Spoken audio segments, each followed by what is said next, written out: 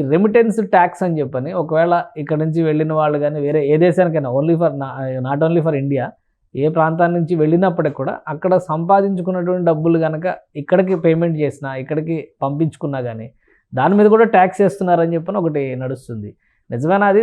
ఇంప్లిమెంటేషన్లోకి ఏమైనా వచ్చిందా అలాంటిది, లేదా పాలసీ వైజ్గా డిస్కషన్స్లో ఉందా? ఇప్పుడు పాలసీ వైజ్ ఆల్రెడీ ఇంట్రడ్యూస్ చేశారు సార్ హౌస్ ఆఫ్ రిప్రజెంటేటివ్ లో.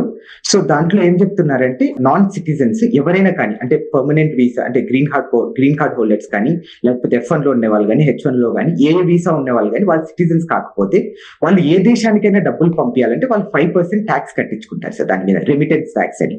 సో దాని వల్ల ఏమైతుందంటే సార్ ఆల్రెడీ ఇక్కడ 30% ట్యాక్స్ కట్టించుకుంటున్నారు సార్.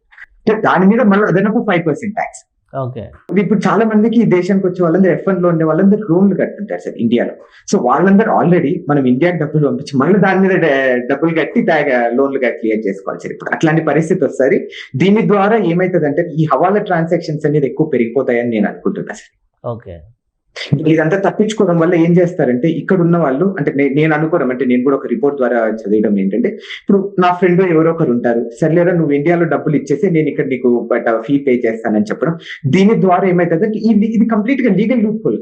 సో దాని ద్వారా ఈ హవాలా ట్రాన్సాక్షన్స్ పెరిగిపోతుంది. దాని ద్వారా వచ్చే ఏదైతే ఇది కంప్లీట్ ఇండైరెక్ట్ గా కూడా ఇండియాకి ఎఫెక్ట్ అయ్యే పరిస్థితి కూడా ఉంటుంది.